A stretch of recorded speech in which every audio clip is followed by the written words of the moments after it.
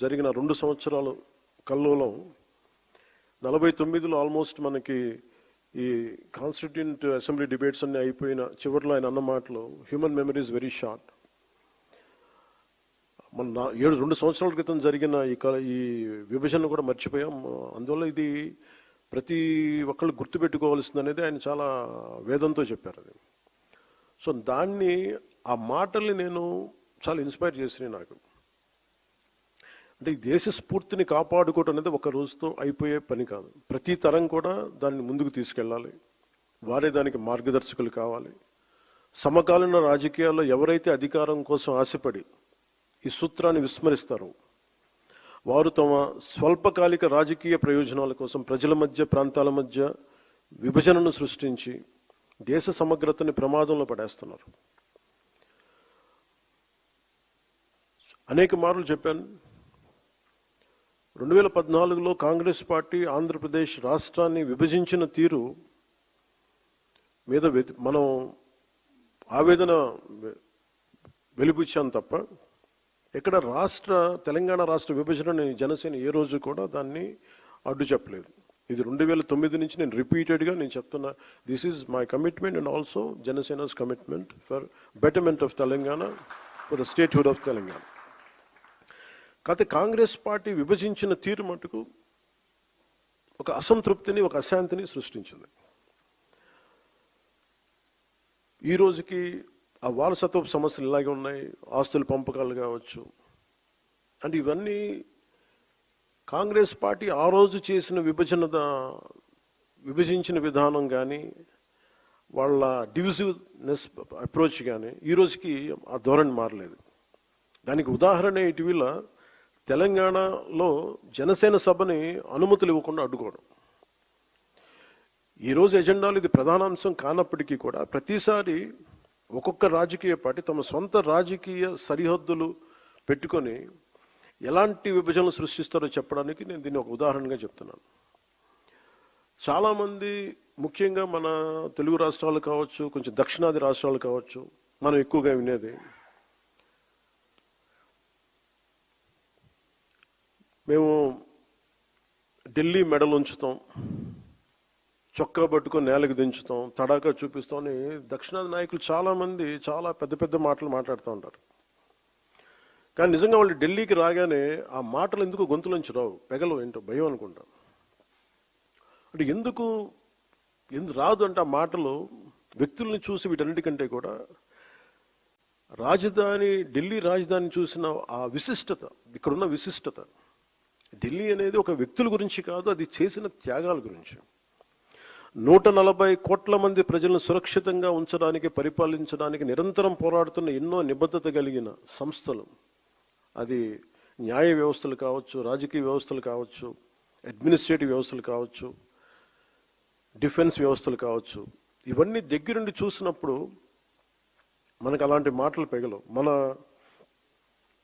తమ ప్రాంతాల్లో, మన రాష్ట్రాల్లో ఉండి పెద్ద పెద్ద మాట్లాడే నాయకులందరూ కూడా ఇక్కడికి వచ్చినప్పుడు ఢిల్లీ తాలూకు ఈ గాఢతని చూసిన తర్వాత ఈ దేశం యొక్క సమగ్రతని అర్థం చేసుకుంటారు. మీరు ఇండియా గేట్కి వెళితే ఈ దేశాన్ని ఏకతాటిపై ఉంచడానికి సైనికులు చేసిన త్యాగాలు మనకు అర్థమవుతాయి. ఒక సెంట్రల్ హాల్కి వెళ్తే 370కి పైగా న్యాయ నిపుణులు, అంబేద్కర్ గారు రాజ్యాంగ సారథిగా, చాలామంది ప్రముఖులు, నాయకులు కలిసి 2 సంవత్సరాల 11 నెలల 17 రోజుల పాటు రాజ్యాంగ చర్చలను ఎలా జరిపారో మనకి అర్థమవుతుంది. విభజన సమయంలో దాదాపు 2 కోట్ల మంది ప్రజలు నిర్వాసితులయ్యారు. 18 నుండి 20 లక్షల మంది ప్రజలు ప్రాణాలు కోల్పోయారు. మనం ఢిల్లీని తాకినప్పుడల్లా మనకి ఈ విషయాలని మనసులోకి స్ఫురణలోకి వస్తాయి. ఇక్కడ నుండి కొన్ని గంటల దూరంలోనే మన పట్ల ఎంతో శత్రుత్వంతో ఉన్న పాకిస్తాన్ ఎంతసేపు ఆ సరిహద్దులు కనిపిస్తూ ఉంటాయి మనకి. ఈరోజు నేను ఎందుకు ఇక్కడ పెట్టానంటే జనసేన పార్టీలోని ప్రతి ఒక్క నాయకుడు, ప్రతి సభ్యుడు ఇది అర్థం చేసుకోవాలని ఇక్కడ నేను పెట్టాను. అంటే ప్రాంతీయతని విస్మరించని జాతీయవాదాన్ని అర్థం చేసుకోవాలంటే ఎక్కడో మనం కూర్చొని హైదరాబాద్, మంగళగిరి, ఢిల్లీ, ఆంధ్ర, తెలంగాణలో కాకుండా ఢిల్లీ రాజధాని కేంద్రంగా చేసుకొని మాట్లాడితే దాని గాఢత అందరికీ అర్థమవుద్ది, మన బాధ్యత కూడా తెలుస్తుందని ఈ సమావేశం తాలూకు ముఖ్య ఉద్దేశం.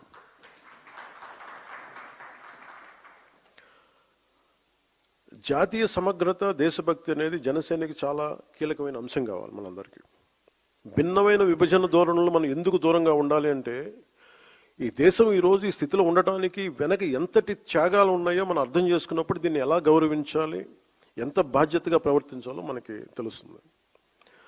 మనకున్న లిమిటెడ్ పరిమితులు కావచ్చు, స్వీయ పరిమితుల్లో మన స్వంత సామర్థ్యాలతోటి జనసేన పార్టీ ద్వారా దేశ స్ఫూర్తిని ముందుకు తీసుకెళ్ళటం ఈరోజు ఈ సమావేశం యొక్క ముఖ్య ఉద్దేశం.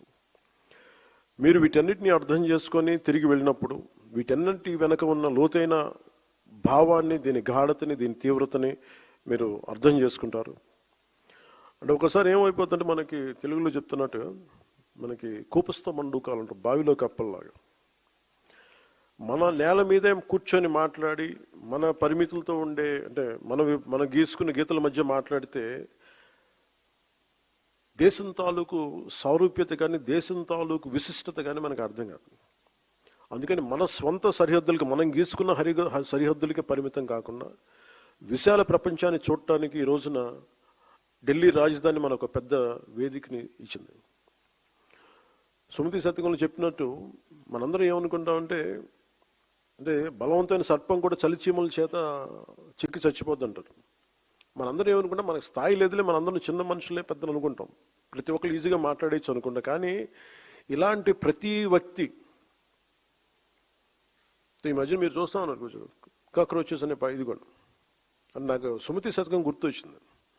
అంటే చాలా చిన్నగా కనిపించే క్రిమి కీటకాలు కూడా, చిన్న చీమలు కూడా ఒక బలవంతమైన సర్పాన్ని చంపేస్తాయి అన్నట్టుగా చిన్న చిన్న ఆలోచనలు ఇండివిజువల్ వ్యక్తులు వీళ్ళందరూ కూర్చొని మనకి సరైన దేశం తాలూకు గాఢతని కానీ, తీవ్రతని కానీ, దీని తాలూకు లోతును అర్థం చేసుకోకపోతే చాలా డివిజివ్నెస్ యాటిట్యూడ్తో మాట్లాడి దేశం తాలూకు సమగ్రతని బలి చేసేయడానికి ఎప్పుడు శక్తులు సిద్ధంగా ఉంటాయి.